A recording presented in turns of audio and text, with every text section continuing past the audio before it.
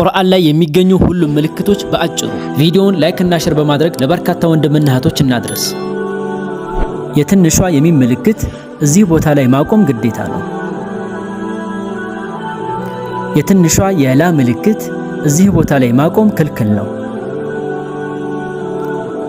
የትንሿ የቃፍ ምልክት እዚህ ቦታ ላይ ማቆሙ ከመቀጠሉ የተሻለ ነው። የትንሿ የሷድ ምልክት እዚህ ቦታ ላይ ከማቆሙ መቀጠሉ የተሻለ ነው።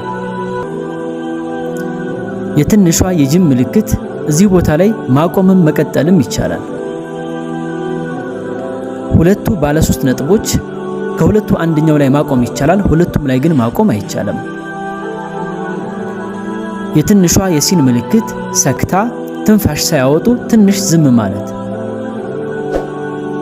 የትንሿ የሚም ምልክት ኢቅላብ የን ድምፅን ወደ ን ድምፅ መቀየር። የዚግዛግ ምልክት መድ ከሁለት ሐረካ በላይ የሚሳብ የመድ አይነት። ከፊደል ከላይ የሰረዝ ምልክት ፈትሐ ልክ እንደ አንደኛ ቤት ሆሄ ድምፅ አድርጎ ማንበብ ወይም አ። ከፊደል ከላይ የትንሿ የዋው ምልክት ضማ ልክ እንደ ሁለተኛ ቤት ድምፅ አድርጎ ማንበብ ወይም ኡ። ከፊደል ከስር የሰረዝ ምልክት ከስራ ልክ እንደ ሶስተኛ ቤት ሆሄ ድምፅ አድርጎ ማንበብ ወይም ኢ። ሁለት ፈትሐ ወይም ፈትሐተይን ፈትሐ ላይ ን የሚል ድምፅ መጨመር። ሁለት ضማ ወይም ضመተይን ضማ ላይ ን የሚል ድምፅ መጨመር። ሁለት ከስራ ወይም ከስረተይን ከስራ ላይ ን የሚል ድምፅ መጨመር። ሁለቱም ሐረካዎች እኩል ከሆኑ ኢዝሃር የን ድምፅን በግልጽ ማንበብ። ከተበላለጡ ኢድጋም ወይም ኢኽፋ የን ድምፅን መደበቅ ወይም ጨፍልቆ ማንበብ። በአንዷ ሐረካ ቦታ ትንሿ የሚም ምልክት ከተቀመጠች ኢቅላብ የን ድምፅን ወደ ም ድምፅ ቀይሮ ማንበብ።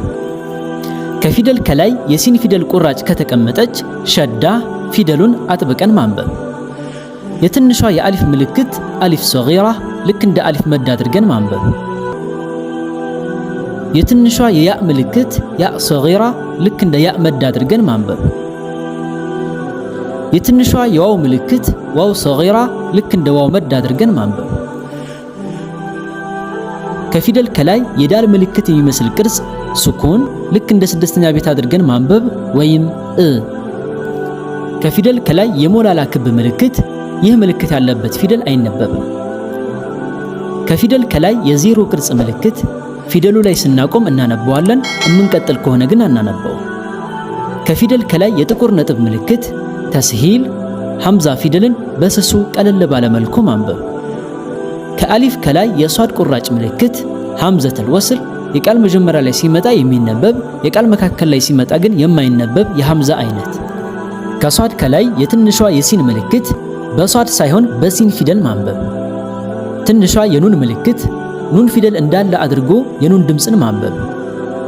ከፊደል ከታች የአራት ማዕዘን ምልክት ኢማላ የፊደሉን ድምፅ ወደ አምስተኛ ቤት ሆሄ ቀይሮ ማንበብ ወይም ሬ። የአንቀጽ መጨረሻ ላይ የሰጃዳ ምልክት ሱጁድ ቲላዋ እዚህ ቦታ ላይ ስንደርስ ሱጁድ ማድረግ የተወደደ ነው። ውስጡ የአረበኛ ቁጥር የተቀመጠበት የክብ ምልክት የአንቀጹ መጨረሻ። ሱሙን የጁዙ 1/8 ላይ ስንደርስ የምናገኘው ምልክት።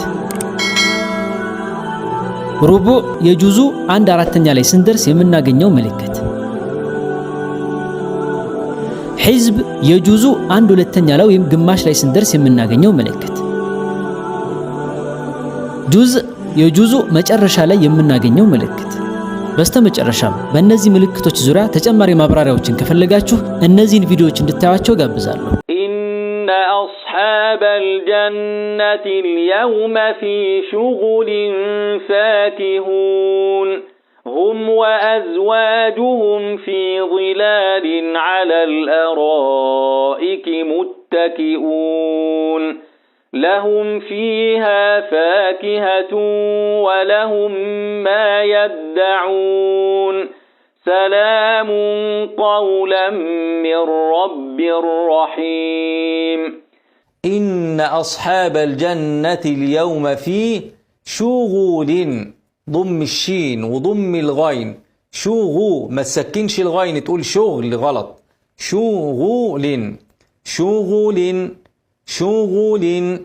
إن أصحاب الجنة اليوم في شغل فاكهون هم وأزواجهم في ظلال على الأرائك متكئون لهم فيها فاكهة ولهم ما يدعون سلام قولا من رب رحيم.